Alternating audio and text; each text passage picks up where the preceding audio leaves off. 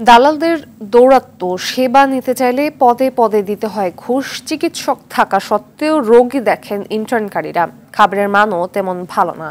Chittagong medical college হাসপাতাল কর্তৃপক্ষের বিরুদ্ধে এমন অভিযোগ বৈষম্য বিরোধী আন্দোলনের শিক্ষার্থীদের। এদিকে অভিযোগের পরিপ্রেক্ষিতে হাসপাতালে গিয়েও পাওয়া যায় একই চিত্র। চট্টগ্রাম থেকে খায়রুন্নেসা সুলতানের প্রতিবেদন, জানাচ্ছেন সৈয়দ মাহমুদ। চট্টগ্রাম মেডিকেল কলেজ হাসপাতালে নানা অনিয়ম ও দুর্নীতি নিয়ে মুখ খুলেছে বৈষম্য বিরোধী আন্দোলনের শিক্ষার্থীরা। গত রোববার চমেক হাসপাতালের সামনে মানববন্ধন করে তারা। পরে হাসপাতালের জরুরি বিভাগ সহ বিভিন্ন ওয়ার্ডে মনিটর করে তরুণরা।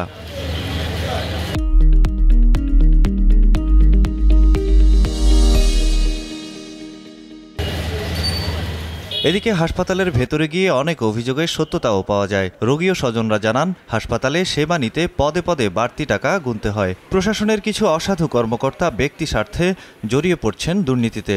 ওরা বকশিস হিসেবে দাবি করে আর কি বাড়তি টাকা। ব্যাপার নিয়ে ওদের ওই যারা খাবারের দায়িত্ব আসে অ্যাকচুয়ালি ওদের আচার ব্যবহারগুলো ভালো না।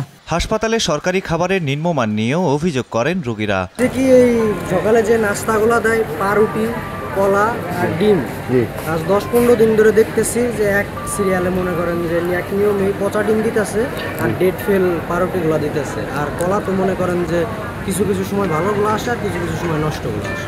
অভিযোগ নিয়ে জানতে চাইলে হাসপাতাল কর্তৃপক্ষ জানায়, বাড়তি টাকা আদায় করা সহ যে কোনো দুর্নীতির অভিযোগ আসলে কঠোর ব্যবস্থা নেওয়া হবে।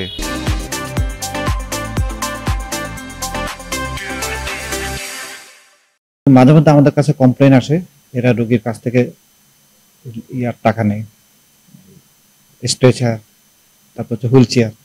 এগুলো যখনই আমার কানে আসে, যখন আমার কাছে রিপোর্ট হয়, আমি এদেরকে সাথে সাথে অ্যাকশন নিই।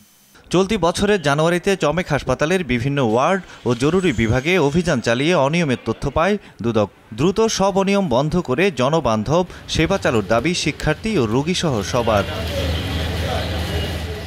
সৈয়দ মাহমুদ, RTV।